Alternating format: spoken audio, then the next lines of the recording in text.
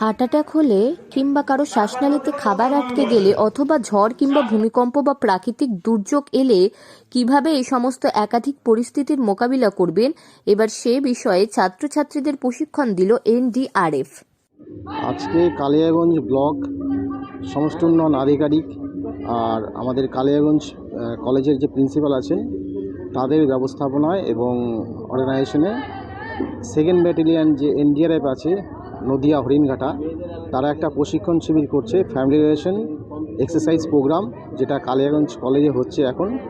তো এখানে mainly NCC, NSS এবং যারা young student boys and girls আছে তারা অংশগ্রহণ করছে, যাতে কি করে আমাদের যে কোনো হঠাৎ করে কোনো ডিজাস্টার হলে পরে কি করে আমাদের ফার্স্ট রেসপন্ড করতে হয়। কারণ আমরা জানি যে এনডিআরএফ বা এসডিআরএফ যারা আছেন এই ধরনের স্পেশালাইজেশন গ্রুপ, তারা আসতেও তো একটু সময় নেয়। তো তার জন্য লোকাল যারা জনগণ আছেন বা সাধারণ পাবলিক আছেন, তো তারা কি করে এই ধরনের ডিজাস্টার হলে পরে তাৎক্ষণিক যে রেসপন্স করবেন, যাতে করে যে দুর্ঘটনাটা হবে সেই ঘটনাটার প্রভাবটা কিছুটা কমাতে পারে। উত্তর দিনাজপুর জেলার এনসিসি ইউনিট ও কলেজের ছাত্রছাত্রীদের বিপর্যয় মোকাবিলার পাঠ দিতে উদ্যোগী হল দেশের বিপর্যয় মোকাবিলা বাহিনী বা এনডিআরএফ। এদিন উত্তর দিনাজপুর জেলার কালিয়াগঞ্জ কলেজের ব্লক প্রশাসনের উদ্যোগে এনসিসি ইউনিট ও কলেজের ছাত্রছাত্রীদের নিয়ে সচেতনতামূলক শিবির অনুষ্ঠিত হল। এদিনের শিবিরে উপস্থিত ছিলেন এনডিআরএফ এর শিলিগুড়ি বিভাগের ইন্সপেক্টর নিরাজ লিম্বু, কলেজের অধ্যক্ষ ডক্টর পীযূষ কুমার দাস, কালিয়াগঞ্জ কলেজের বিপর্যয় মোকাবিলা আধিকারিক বাপ্পা নন্দী সহ অন্যান্যরাও।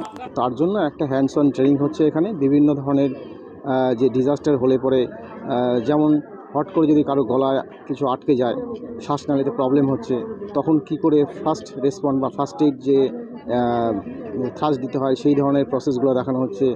তারপরে কিভাবে হঠাৎ করে কারো যদি হার্ট অ্যাটাক হয় তাহলে কিভাবে সিপিআর দিয়ে তার জীবন কিছুটা হলেও বাঁচানো যায়, তারপরে পরবর্তীকালে হসপিটালাইজেশন করা হবে। তো এই ধরনের প্রাইমারি যে এক্সারসাইজগুলো, যেগুলো আমরা আমাদের পরিবারে যদি কারো প্রবলেম হয় হট করে, তাহলে আমরা কিভাবে রেসপন্ড করব, তার জন্য যে সমস্ত প্রাইমারি প্রসিডিওরগুলো আছে সেইগুলো আমাদের হাতে কলমে এখানে দেখানো হচ্ছে এবং হ্যান্ডস অন ট্রেনিং হচ্ছে।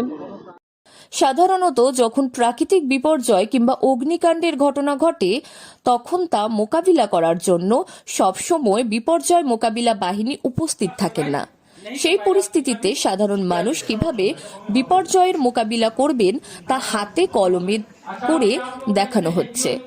ছাত্রছাত্রীরা সহ বিভিন্ন ক্লাব সংগঠনের সদস্যরাও এদিনের এই প্রশিক্ষণ শিবিরে অংশগ্রহণ করেন। উত্তর দিনাজপুর থেকে প্রিয়া গুপ্তার রিপোর্ট, লোকাল 18 বাংলা।